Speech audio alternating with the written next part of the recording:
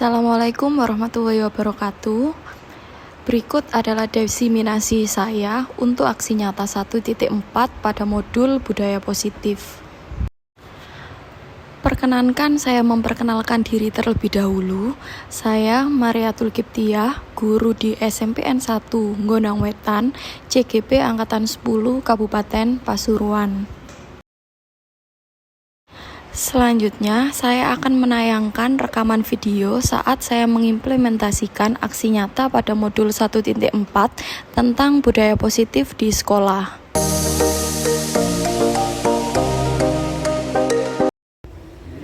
Bismillahirrahmanirrahim. Assalamualaikum warahmatullahi wabarakatuh. Bagaimana kabarnya hari ini Bapak Ibu? Sebelumnya izinkan saya memperkenalkan diri. Saya Mariatul Kiptiah, calon guru penggerak angkatan 10 dari SMPN 1 Gondang Wetan. Di sini saya akan melaksanakan aksi nyata saya dalam modul 1.4 tentang budaya positif. Salam guru penggerak, tergerak, bergerak, menggerakkan. Bisa mengikuti Bapak Ibu? Bisa, kita coba dulu. Salam guru penggerak, tergerak, bergerak, menggerakkan. Luar biasa. Nah, mohon maaf sebelumnya. Di sini bukan maksud saya untuk menggurui panjenengan semua atau niat saya di sini untuk berbagi ilmu tentang materi apa yang saya dapatkan di dalam pendidikan guru penggerak.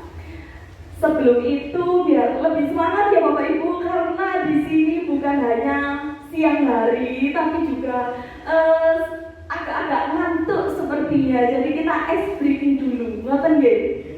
Setuju nggih? Biar mereflekskan semua otot-otot yang ada di dalam tubuh kita, biar lebih rileks dan santai. Seperti foto saya yang terpampang di atas ini. Gitu. Monggo semuanya panjenengan berdiri semua, monggo. Nah, kita tepuk semangat dulu nggih. Saya contohkan, jika nanti saya bilang tepuk semangat dengan tepuk 3 kali, prok prok prok, dan prok prok prok, ding ding ding, prok prok prok, dung dung dung, gitu. Sebentar, saya ulang, saya juga lupa. Tepuk semangat, prok prok prok, dan prok prok prok, ding ding ding, prok prok prok, dung dung dung, prok prok prok, dan ding ding ding, dung dung dung,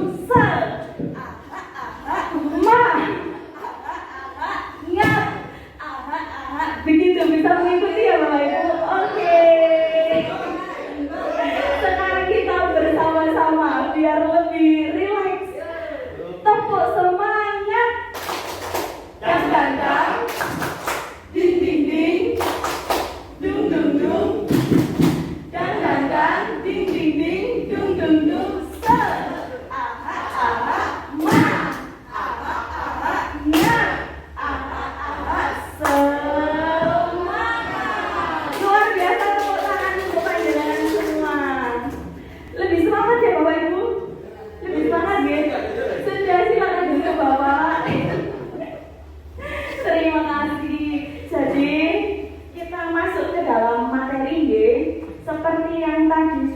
saya sampaikan. Hari ini saya akan menularkan ilmu yang saya dapatkan di dalam pendidikan guru penggerak tentang modul 1.4 budaya positif. Di sini sudah ada 8 dari budaya positif. Mulai nomor 1 disiplin positif.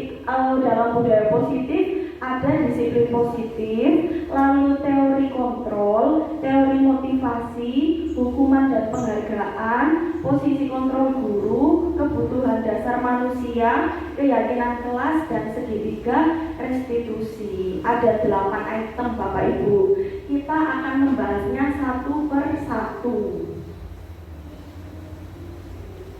Dimulai dari disiplin positif. Di atas sini atau di layar yang kita lihat bersama di sini sudah dituliskan disiplin positif.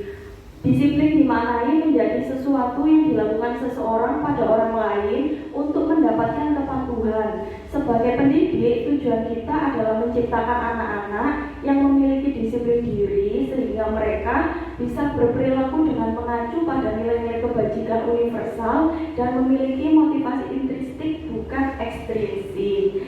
Sebelum saya lanjutkan, ini kan menurut materi yang di layar. Adakah salah satu dari Bapak Ibu yang bisa menjelaskan ke saya kira-kira makna disiplin menurut panjenengan apa?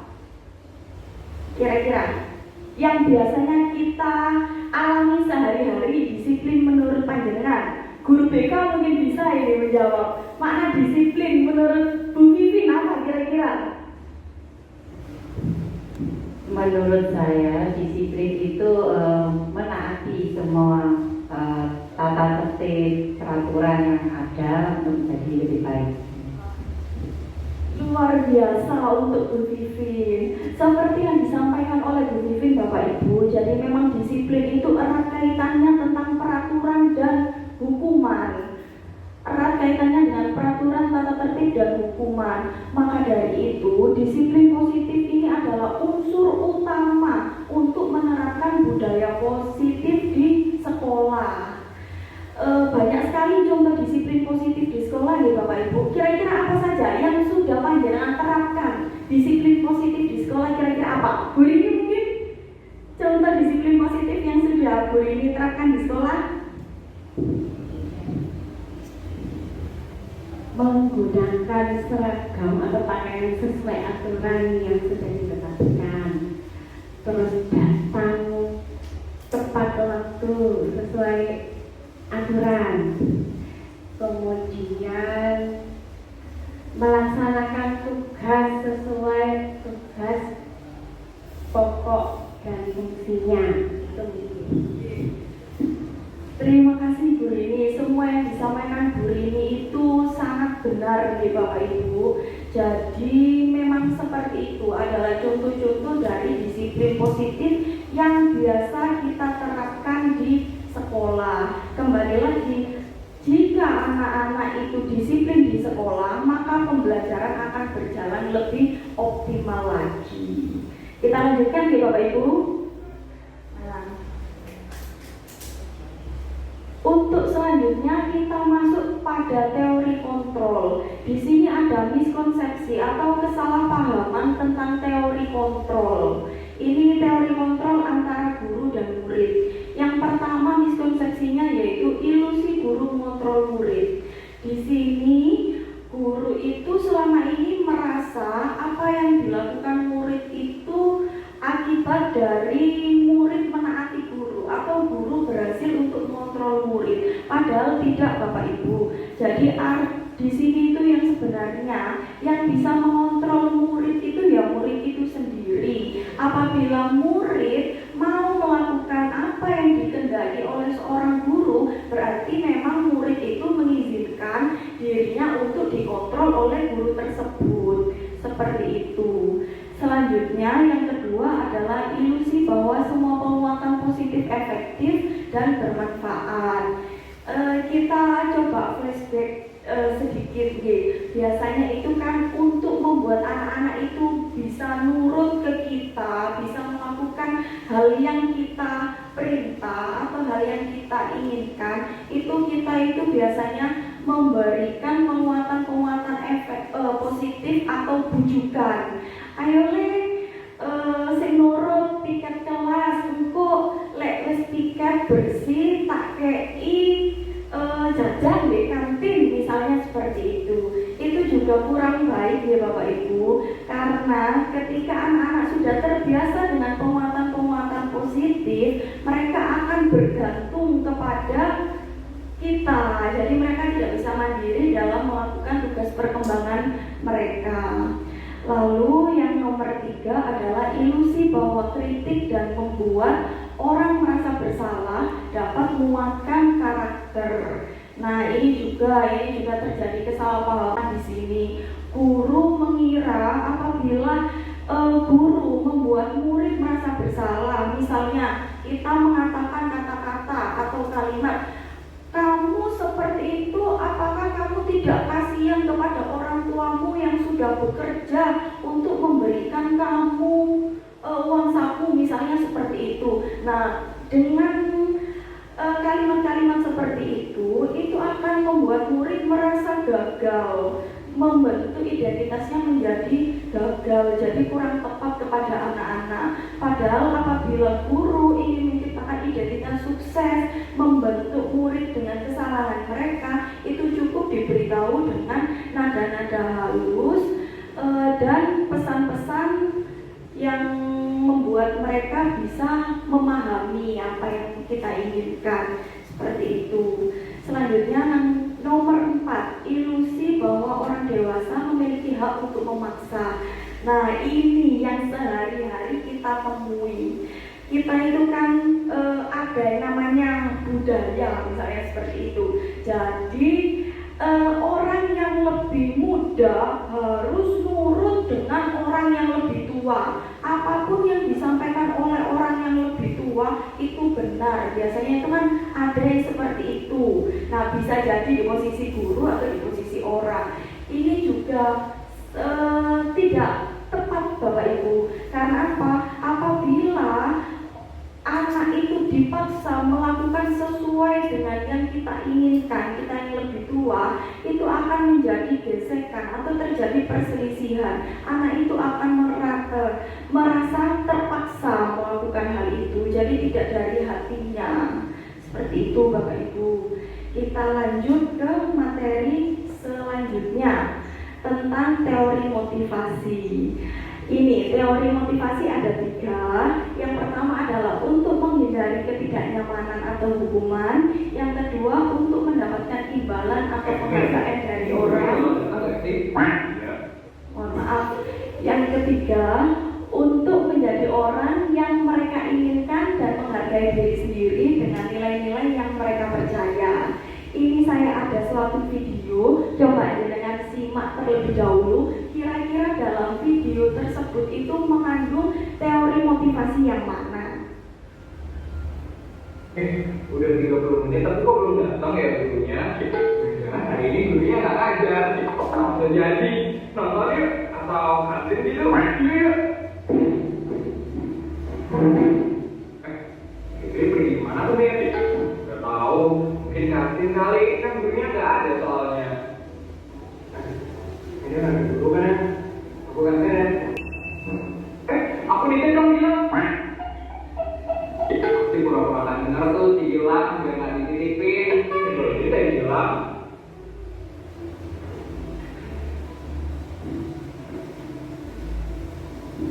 Fit, kamu tadi dari mana? Maaf ya anak-anak, ibu telat masuk kelasnya. Ibu lupa soalnya hari ini harus ngajar di kelas kalian. Untung aja teman kalian sendiri mencari ibu di ruang guru. Ini ibunya ruang guru. Cari sih, harusnya dibiarin lupa. Kan seru nggak di guru. Gila kok masih di kantin. Nanti bakal kartu sama Bu Nur.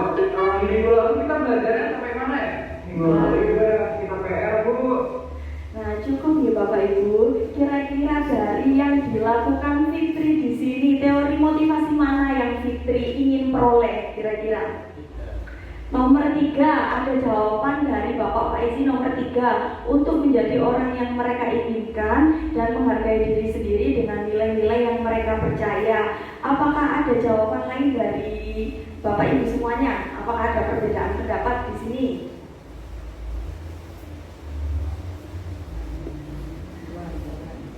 Menurut Pak Titis gimana Pak Titis?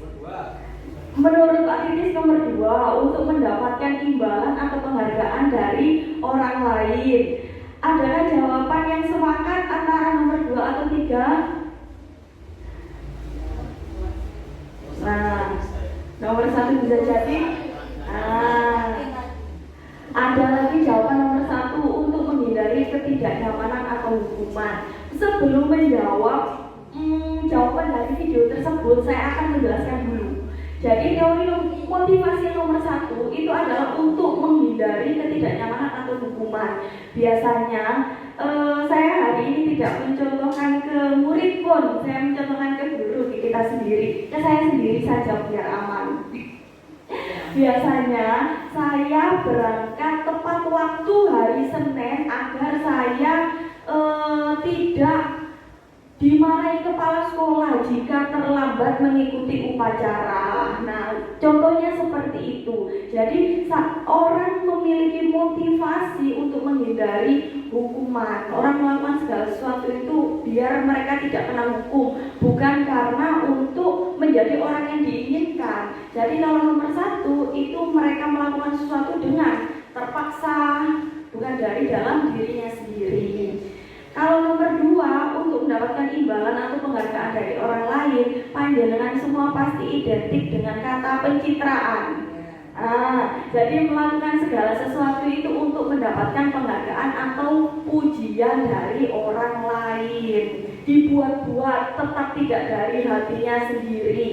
Berarti teori motivasi yang nomor satu dan nomor dua itu bersifat ekstrinsik ya Bapak Ibu. Baru kita masuk ke yang nomor 3, untuk menjadi orang yang mereka inginkan dan menghargai diri sendiri dengan nilai-nilai yang mereka percaya. Jadi orang melakukan hal tersebut itu dari dalam dirinya sendiri. Memang karena beliaunya itu benar-benar bertanggung jawab dengan apa yang dilakukan. Jadi jika melihat dari video motivasi tersebut, kita bisa melihat dari banyak sudut pandang. Kita bisa melihat dari sudut pandang sebagai Fitri, sebagai orang yang mungkin teman-teman Fitri itu melihat dari sudut pandang Fitri melakukan hal tersebut karena untuk pencitraan kegurunya gitu nggih. Tapi kita tidak tahu, bisa jadi sudut pandang Fitri sendiri karena Fitri ini memang ingin mendapatkan nilai-nilai yang dia percaya bahwa memang pelajaran itu adalah hal terpenting yang harus ia terima.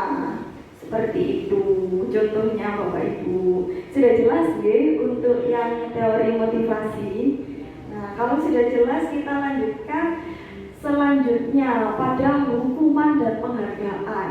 Hukuman dan penghargaan itu kan sesuatu yang berbanding terbalik ya Bapak Ibu. Hukuman itu bisa diibaratkan sebagai suatu hal yang negatif, namun penghargaan itu bisa kita ibaratkan sebagai suatu hal yang positif. Di sini ada kata-kata atau kutipan dari Alficon dari Punish by Reward tahun 1993 saat wawancara SCD Annual Conference Maret tahun 1995 mengemukakan baik penghargaan maupun hukuman adalah cara-cara mengontrol perilaku seseorang yang menghancurkan potensi untuk pembelajaran yang sesungguhnya. Menurut Kohn, secara ideal tindakan belajar itu sendiri adalah penghargaan sesungguhnya. Jadi menurut Kohn itu hukuman dan penghargaan itu adalah hal yang sama. Misalnya ada salah satu guru yang menggunakan penghargaan kepada salah satu siswa, namun itu tidak untuk hal yang positif. Misalnya kita contohkan Bu Nita memberikan Bastian misalnya, siswa di kelasnya. Bu Nita punya siswa namanya Bastian di kelasnya. Bu Nita memberikan penghargaan untuk Bastian. Ayo Bastian, kamu kalau dapat nilai 100, kamu besok saya traktir bakso di kantin. Nah seperti itu juga termasuk hukuman untuk anak-anak Bapak Ibu. Karena apabila anak-anak terbiasa dengan penghargaan seperti itu, mereka tidak akan menjadi dirinya sendiri. Dalam jangka waktu pendek ataupun panjang, mereka akan terbiasa dengan hal tersebut. Jadi mereka itu akan bergantung. Seperti itu dalam hukuman dan penghargaan. Kita lanjutkan pada, nah ini posisi kontrol guru. Ini posisi yang paling penting kita semua. Di sini sudah dijelaskan posisi kontrol guru itu ada berapa? Ada berapa itu? Ada 5 ya. Yang pertama adalah guru sebagai penghukum, yang kedua pembuat merasa bersalah, yang ketiga teman, yang keempat pemantau,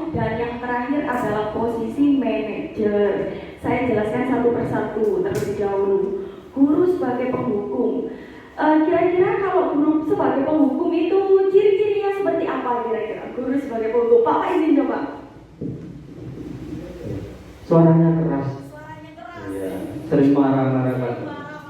Bahasa tubuhnya Pak. Apa ya? Bahasa tubuhnya. Apa ya? Oh iya, melotot. Pokoknya yang kesannya menakutkan. Luar biasa. Luar biasa, terima kasih Bapak Izin. Jadi benar sekali Bapak Ibu, ciri-ciri dari posisi kontrol guru sebagai penghukum itu nada bicaranya keras, bahasa tubuhnya, matanya biasanya melotot, menunjuk-nunjuk, dan menghardik siswa. Posisi kontrol sebagai penghukum itu baik apa tidak berarti Bapak Ibu? Kurang, tidak baik, kurang baik, seperti itu.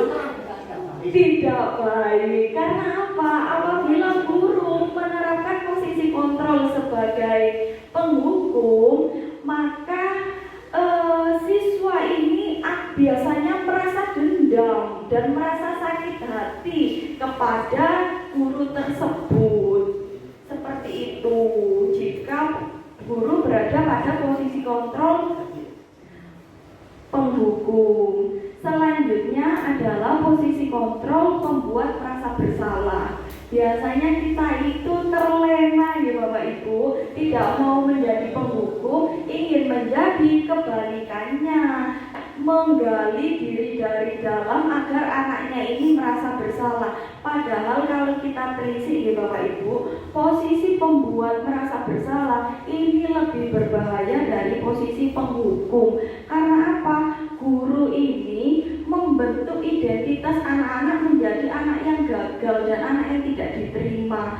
Akhirnya anak itu menahan, anak itu tidak bisa melampiaskan apa yang dirasakan. Akhirnya tidak terbentuk identitas sukses di situ. Jadinya anak itu merasa kalau dirinya itu sebagai identitas yang gagal.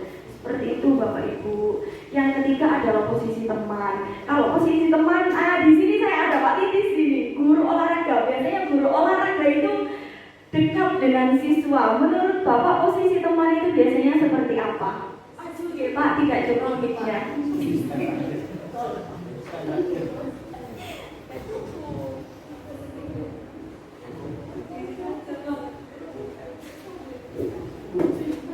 Sudah lagi. Posisi guru sebagai teman ya. Biasanya itu murid nyaman bercerita kepada guru. Satu, terus akrab, dekat. Ya, selain cerita, terus minta traktir, terus main bareng, lebih-lebih ngobrolnya itu sudah seperti teman lah, ada batasan. Terkadang seperti itu. Oke, terima kasih. Entah itu benar atau salah. Terima kasih Bapak Titis. Jadi jawabannya Bapak Titis ini benar sekali.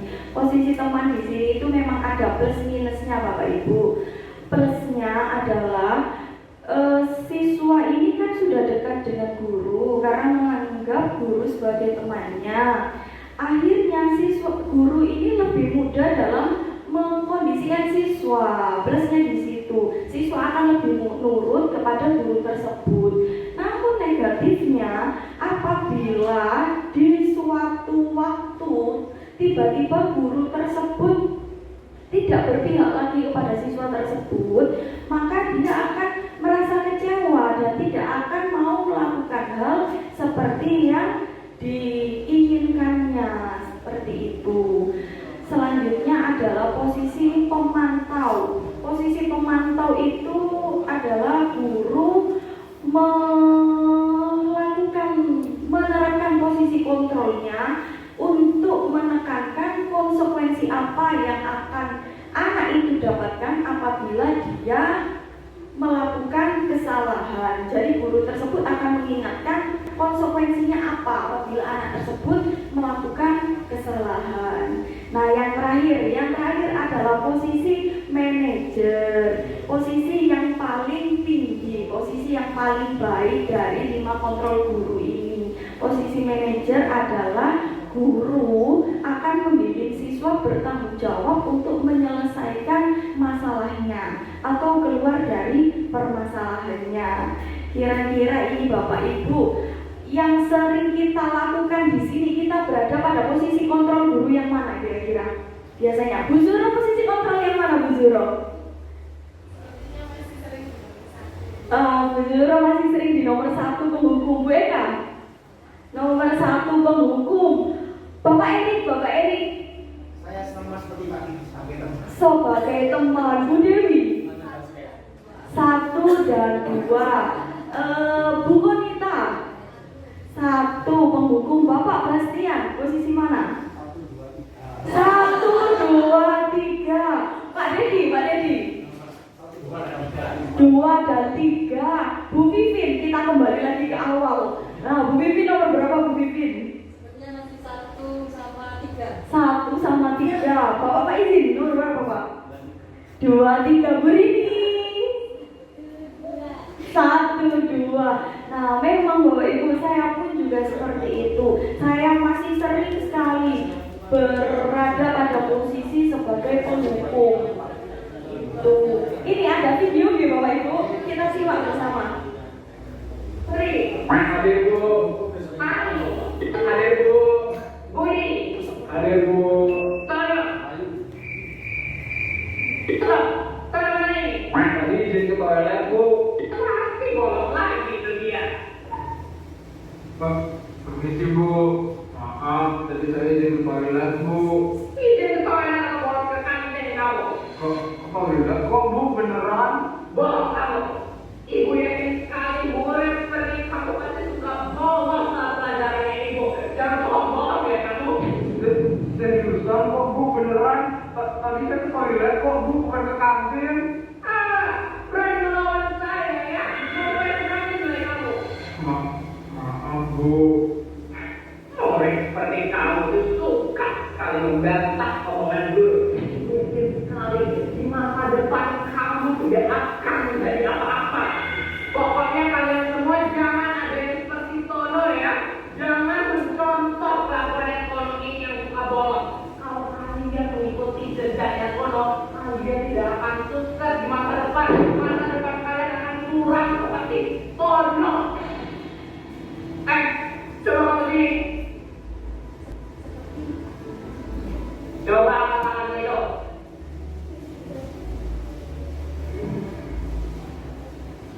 Ya ampun Tono, kamu ini gimana sih jadi murid? Masa bajumu sampai bolong seperti ini? Kelihatan sekali ya, kamu itu adalah murid yang sangat tidak rapi. Ibu yakin sekali ya, kalau dalam murid ini kamu pasti gak bakal pernah bisa punya cewek.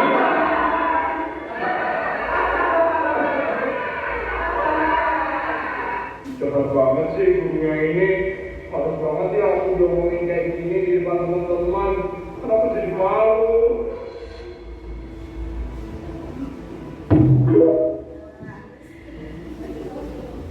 Sudah jelas ya Bapak Ibu. Ibu akan absen ya. Posisi kontrol Bu Guru di sini kita jawab bersama-sama karena ini sudah sangat jelas sekali. Semoga tidak ada yang keliru dalam menyebutkan posisi kontrol. Kira-kira berada pada nomor berapa Bapak Ibu? Nomor? Ayo kita bersama-sama. Nomor 1, 2. Nah, benar sekali.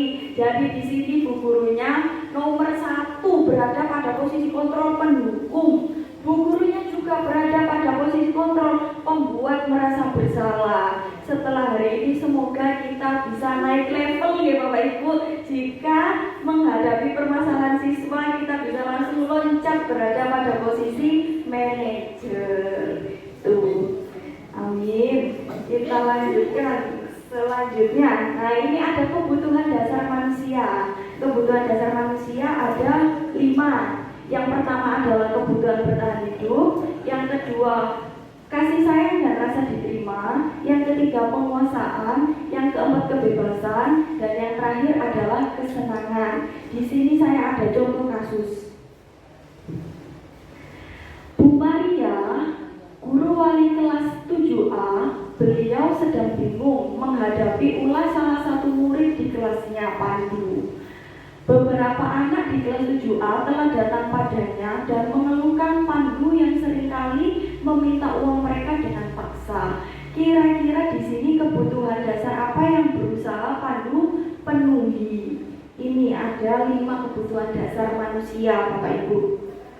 Kira-kira apa, Bu Suro? Bertahan hidup. Adakah jawaban lain? Penguasaan. Bapak Pak izin apa? Penguasaan. Ada jawaban lain, Bapak Ibu? Kesenangan. Adakah jawaban lain lagi?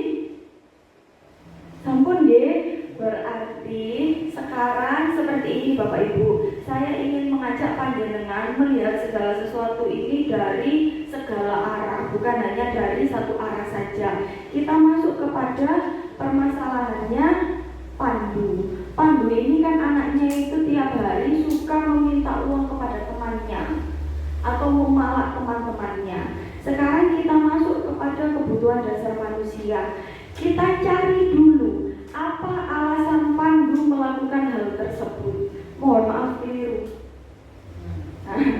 Kita cari tahu dulu apa alasan Pandu melakukan hal tersebut. Apabila ketika kita tanya Pandu, kenapa melakukan hal itu, dan jawabannya Pandu ternyata karena meminta uang itu agar dia bisa jajan, dia tidak diberikan uang saku sama orang tuanya, itu termasuk dia ingin memenuhi kebutuhan, ingin bertahan hidup. Nah, apabila Pandu ditanya, jawabannya adalah agar diperhatikan oleh teman-temannya, maka jawabannya adalah ingin mendapatkan kasih sayang dan rasa diterima. Apabila jawabannya Pandu karena dia ingin dianggap sebagai orang yang ditakuti oleh teman-temannya, maka dia ingin memenuhi kebutuhan dasar penguasaan. Jika alasannya Pandu, apabila Pandu menjawab alasannya melakukan hal tersebut karena dia bosan, dia selama ini itu saja dilakukan, ingin mencoba hal yang negatif, maka kebutuhan dasar manusia yang ingin dipenuhi adalah kebebasan. Nah, yang terakhir, apabila Pandu ditanya dan jawabannya adalah ingin bersenang-senang atau iseng menjahili temannya, maka kebutuhan dasar yang ingin diterima Pandu adalah kesenangan. Begitu ya Bapak Ibu. Jadi kita mencoba melihat suatu masalah itu dari banyak sisi. Seperti itu.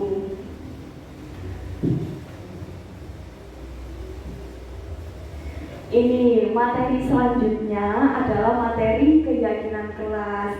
Keyakinan kelas itu juga termasuk dalam disiplin positif yang sudah kita bahas di awal tadi. Saya yakin di sini rata-rata kan Bapak Ibu wali kelas nih sudah menerapkan keyakinan kelas semua di kelasnya. Ini sudah saya tuliskan cara-cara untuk membentuk keyakinan di kelas. Ada 1, 2, 3, 4, 5, 6, 7. Ada 7 Bapak Ibu. Yang pertama, keyakinan kelas bersifat lebih abstrak daripada peraturan yang lebih rinci dan konkret. Artinya di sini keyakinan kelas itu lebih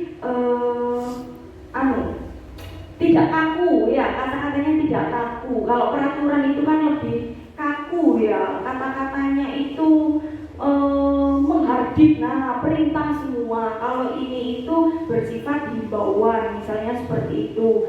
Yang kedua, keyakinan kelas berupa pernyataan-pernyataan universal, menyeluruh Bapak Ibu. Jadi keyakinan tersebut itu untuk semuanya, bukan hanya untuk anak yang berkulit putih dan tidak hanya untuk anak yang berkulit hitam. Selanjutnya, pernyataan keyakinan kelas senantiasa dibuat dalam bentuk positif. Kalau tadi peraturan itu kan negatif ya Bapak Ibu, dilarang membuang sampah pada tempatnya. Kalau keyakinan kelas berarti bagaimana? Mengubah agar menjadi kata positif. Bagaimana?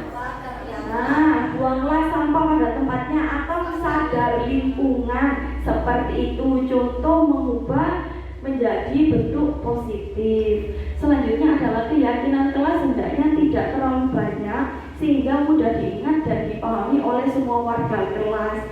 Kalau peraturan sekolah yang sebelum ada kurikulum merdeka dibuat oleh BK dan pihak sekolah itu kan berlembar-lembar banyak nih Bapak Ibu ya.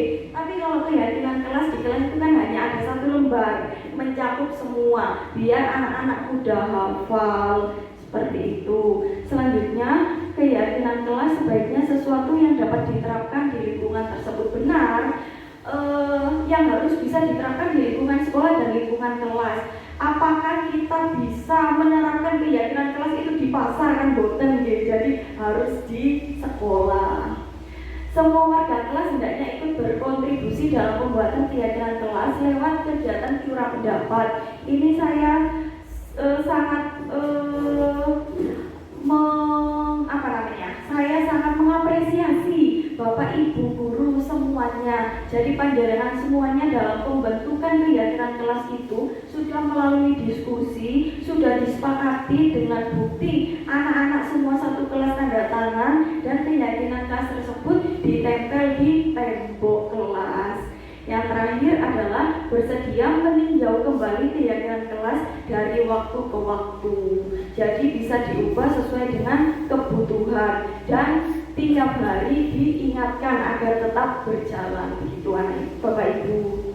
Sekarang kita masuk pada materi terakhir, yaitu segitiga restitusi. Kalau guru BK, ini segitiga restitusi ini sama dengan konseling. Jadi segitiga restitusi itu adalah cara untuk menyelesaikan permasalahannya siswa. Di sini segitiga restitusi ada 3. Yang pertama adalah menstabilkan identitas, yang kedua adalah validasi tindakan yang salah, yang ketiga adalah menanyakan keyakinan. Yang paling atas adalah menstabilkan identitas. Jadi biasanya kita ketika berada dalam posisi kontrol penghukum, kita kan hanya menyalahkan murid. Semua yang dilakukan murid itu salah. Di dalam segitiga restitusi ini kita stabilkan identitasnya anak-anak. Jadi misalnya ada anak yang memukul, misalnya ini saya contohkan, misalnya Eka memukul Dedi, misalnya ada di suatu kelas 7B, Eka memukul Dedi. Ternyata dia ditanya oleh guru BK, kenapa Eka memukul Dedi? Katanya sebel karena tiap hari sama Dedi ini digodain. Nah, di sini tugas kita untuk menstabilkan identitasnya. Cara-cara untuk menstabilkan identitas yaitu menyampaikan pada siswa bahwa yang dilakukan Eka ini tidak 100% salah. Kami pun sebagai guru jika mengalami hal tersebut, kami juga akan melakukan hal yang sama seperti itu. Itu caranya untuk menstabilkan identitasnya anak-anak. Yang kedua adalah validasi tindakan yang salah. Anak Eka sudah memukul Dedi. Nah, di sini Eka ini harus, Bapak Ibu guru ini memvalidasi, mohon maaf, belepotan ngomongnya. Di sini Bapak Ibu memvalidasi tindakan Eka yang tadi sudah keliru, sudah memukul Dedi dengan cara menanyakan apa alasannya sehingga Eka bisa memukul Dedi, dan juga bukannya mendukung Bapak Ibu tapi juga memberikan penguatan bahwa alhamdulillah yang dilakukan Eka ini hanya memukul. Kalau sampai Eka ini menonjok Dedi bagaimana? Kalau sampai Eka ini membakar Dedi bagaimana? Seperti kasus yang ada di Mojokerto itu. Nah, jadi itu perlu divalidasi tindakan yang salah. Untuk selanjutnya yang terakhir adalah menanyakan keyakinan. Setelah Bapak Ibu menstabilkan identitas dengan menggiring identitas anak yang gagal tersebut menjadi identitas yang sukses dan memvalidasi tindakannya, Bapak Ibu akan mengarahkannya untuk membentuk keyakinan kelasnya. Kira-kira keyakinan apa yang sudah anak tersebut langgar? Kira-kira seperti apa yang harus dilakukan oleh anak tersebut? Itu adalah contoh yang dilakukan dalam langkah-langkah segitiga restitusi. Kebetulan saya kemarin itu habis praktek segitiga restitusi. Mohon maaf karena ini hanya take 1 kali, jadi mungkin banyak video-video yang dikat. Saya tayangkan video saya dalam penerapan segitiga restitusi. Sekarang waktunya siapa di kelas? Waktunya Indah. Kegiatannya apa? Kegiatannya ulangan aja. Sudah ulangan sejak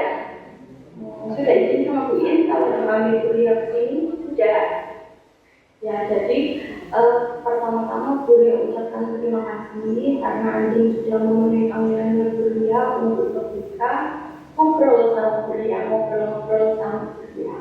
Ya. Kenapa Buria panggil ke sini? Apa kira-kira Andin sudah tahu kenapa kok Buria panggil ke sini? Belum, Bu. Jadi sebenarnya Masuk dalam pesan dengan identitas. katanya Andin habis berantem sama Dani. Apakah benar seperti itu? Iya benar, Bu.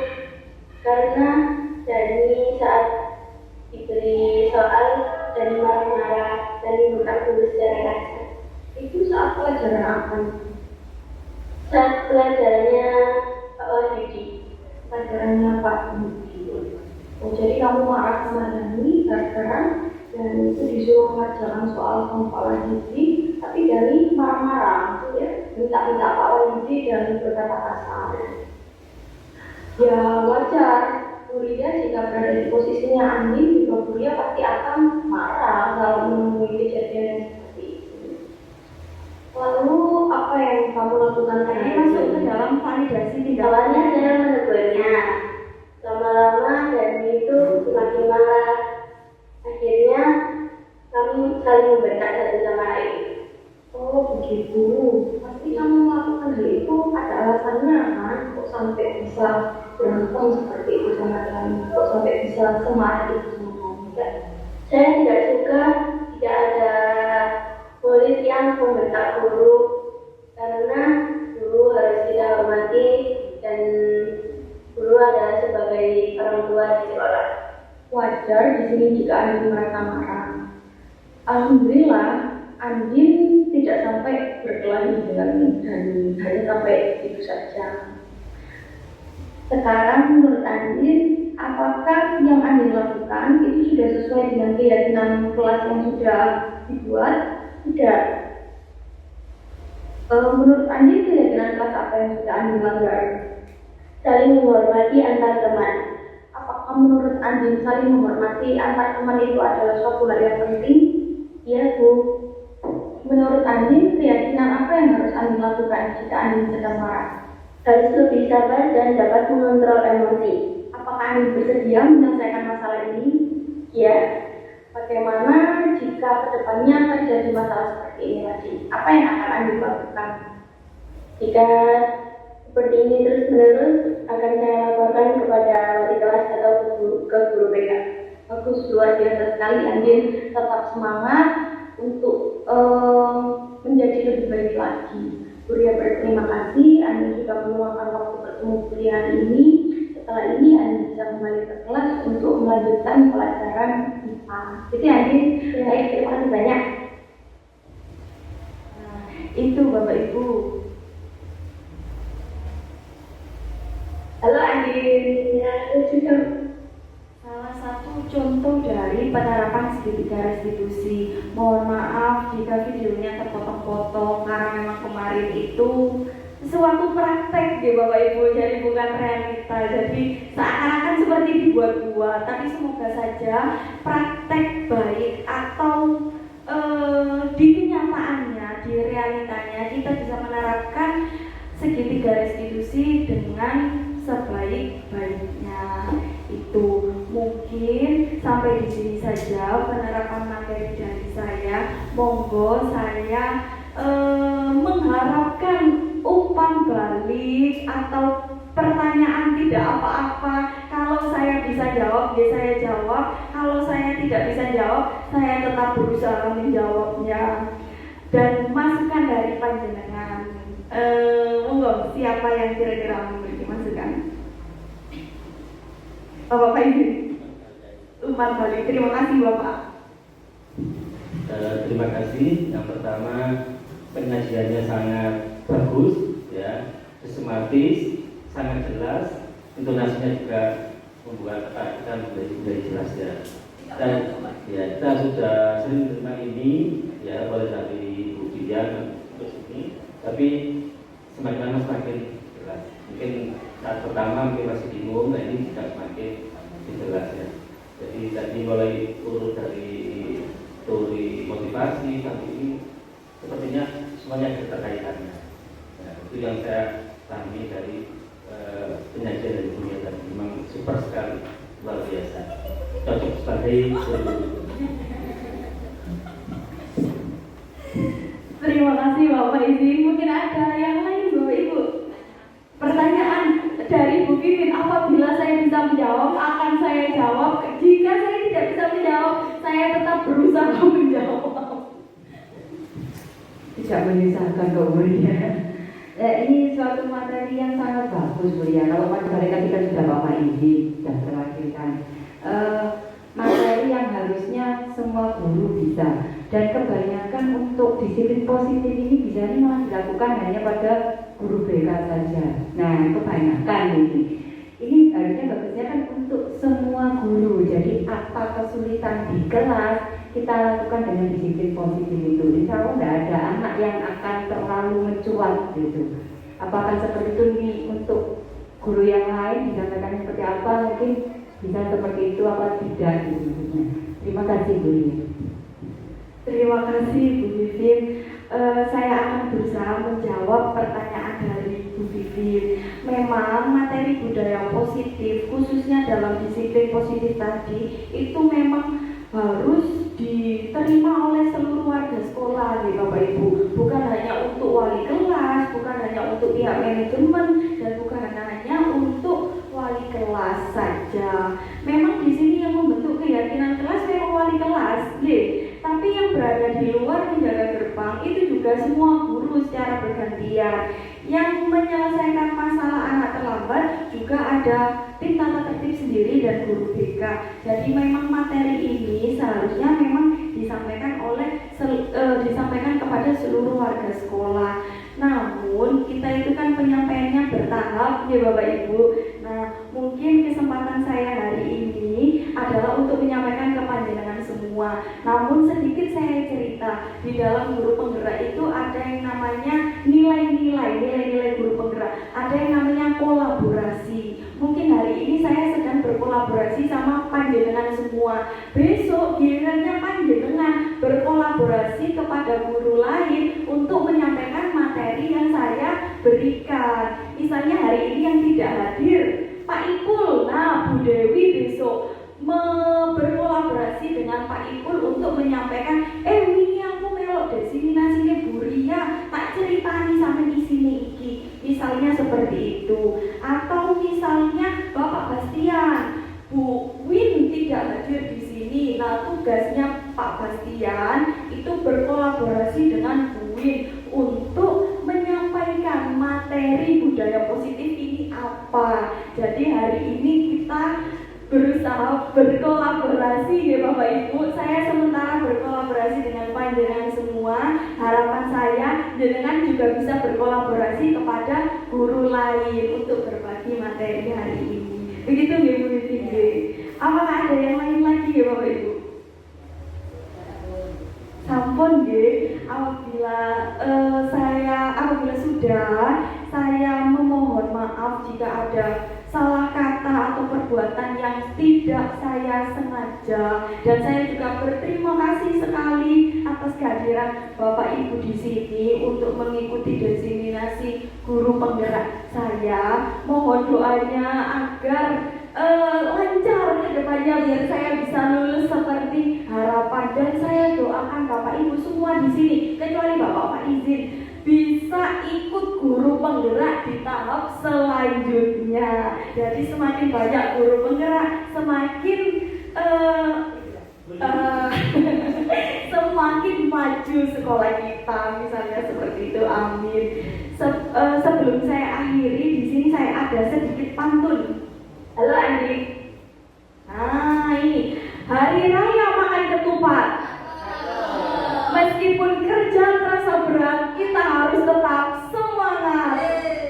Wassalamualaikum warahmatullahi wabarakatuh. Terima kasih banyak.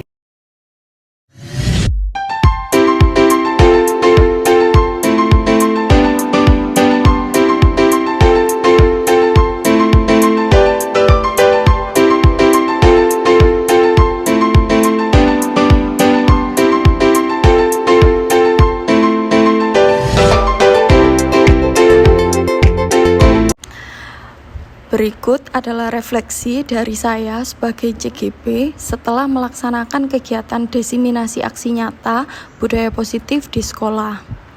Saat melaksanakan kegiatan diseminasi aksi nyata di sekolah, saya bersyukur karena kegiatan berjalan lancar dan tertib. Perasaan saya saat itu sangat lega dan senang. Selain itu, saya sangat berterima kasih atas dukungan dari rekan guru yang hadir mengikuti kegiatan. Semoga kedepannya saya menjadi lebih baik lagi.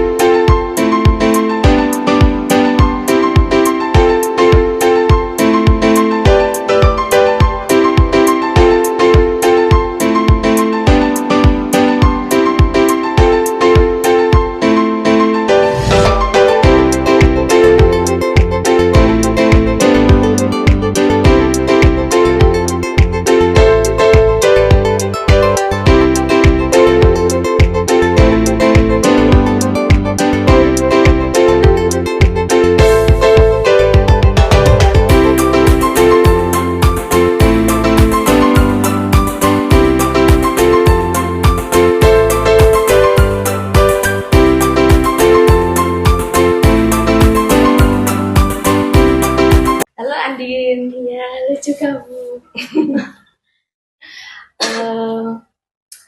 Sekarang waktunya siapa di kelas? Waktunya Bu Indar. Kegiatannya apa? Kegiatannya ulangan harian. Tapi sudah ulangan. Sudah, Sudah izin sama Bu In kalau dipanggil Bu Ria ke sini? sudah.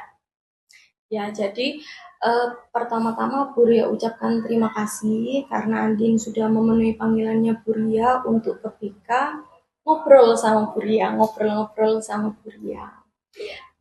Kenapa Bu Ria panggil ke sini? Apa kira-kira Andin sudah tahu kenapa kok Bu Ria panggil ke sini? Belum Bu. Jadi sebenarnya kemarin itu Bu Ria dapat laporan. Katanya Andin habis berantem sama Dani.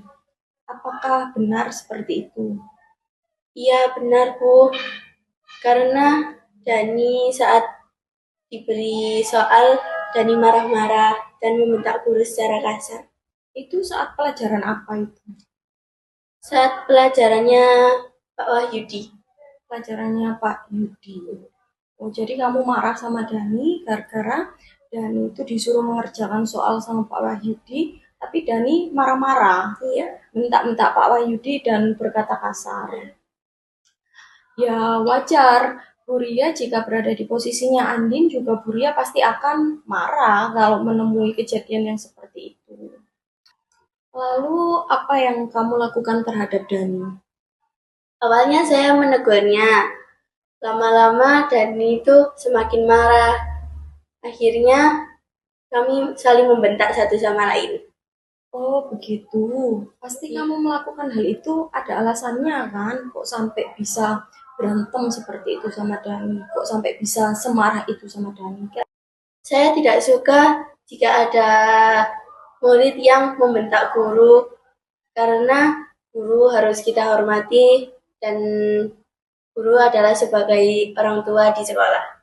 Wajar di sini jika Andin merasa marah. Alhamdulillah, Andin tidak sampai berkelahi dengan Dani, hanya sampai di situ saja. Sekarang menurut Andin, apakah yang Andin lakukan itu sudah sesuai dengan keyakinan kelas yang sudah dibuat? Tidak. Menurut Andin, keyakinan kelas apa yang sudah Andin langgar? Saling menghormati antar teman. Apakah menurut Andin saling menghormati antar teman itu adalah suatu hal yang penting? Iya Bu. Menurut Andin, keyakinan apa yang harus Andin lakukan jika Andin sedang marah? Harus lebih sabar dan dapat mengontrol emosi. Apakah Andin bersedia menyelesaikan masalah ini? Ya. Bagaimana jika kedepannya terjadi masalah seperti ini lagi? Apa yang akan Andin lakukan? Jika seperti ini terus-menerus, akan saya laporkan kepada wali kelas atau ke guru BK. Bagus, luar biasa sekali Andin. Tetap semangat untuk menjadi lebih baik lagi. Buria berterima kasih Andin sudah meluangkan waktu bertemu Buria hari ini. Setelah ini Andin bisa kembali ke kelas untuk melanjutkan pelajaran IPA. Gitu ya Andin? Ya. Baik, terima kasih banyak Andin. Halo Ihya, bagaimana kabarnya hari ini? Baik, Bu. Pelajaran apa sekarang? Bahasa Jawa. Aktivitasnya apa? Menulis tugas yang disuruh Bu Intan. Bu Intan ada? Enggak. Tidak masuk, Tidak. berarti ada tugas ya? Ya, Tapi sudah izin sama ketua kelas kalau kamu dipanggil Buria? sudah. Baik, pertama-tama Buria ucapkan terima kasih karena Ihya sudah bersedia hadir memenuhi undangannya Buria di sini untuk ngobrol kita ngobrol hari ini. Nah, kenapa Buria panggil ke sini? Karena kemarin itu Buria dapat laporan, katanya Ihya habis berantem sama Ismail. Apakah benar seperti itu? Iya, Kenapa kok bisa berantem sama Isma? karena Isma mengolok-olok nama orang tua saya. Wajar kalau Buria jadi iya pun pasti Buria juga akan marah kalau diolok-olok nama orang tua. Lalu apa yang kemarin kamu lakukan terhadap Ismail? Saya memukul perut Ismail sehingga dia merasa kesakitan. Pasti iya seperti itu ada alasannya kan? Kira-kira kenapa? Saya selama ini sudah menahan marah, namun Ismail terus mengolok-olok nama orang tua saya. Di sini Buria menghargai iya yang sudah berusaha untuk mengontrol emosi selama ini. Buria juga bersyukur karena perkelahiannya kemarin itu tidak sampai fatal. Ihya hanya memukul perut Ismail saja. Sekarang menurut Ihya, apakah yang dilakukan Ihya itu termasuk dalam keyakinan kelas? Iya, Menurut Ihya, keyakinan kelas apa yang sudah Ihya langgar? tidak saling membuli antar teman. Tidak saling membuli antar teman itu apakah penting menurut Ihya? Ini. Lalu keyakinan kelas apa yang harus dilakukan Ihya setelah ini? Saling tegang rasa dan menjaga solidaritas antar teman. Apakah Ihya bersedia untuk menyelesaikan masalah ini? Bersedia. Jika kedepannya terulang masalah seperti ini lagi, apa yang harus Ihya lakukan? Saya akan melaporkan ke guru BK dan wali kelas. Bagus sekali. Beri harap Ihya bisa melakukan yang sudah Ihya sampaikan barusan. Buria berterima kasih Ihya sudah datang memenuhi panggilannya Buria di sini. Tetap semangat dan lebih berusaha menjadi yang lebih baik lagi. Gitu ya Ihya. Baik, Ihya bisa kembali ke kelas. Terima kasih banyak.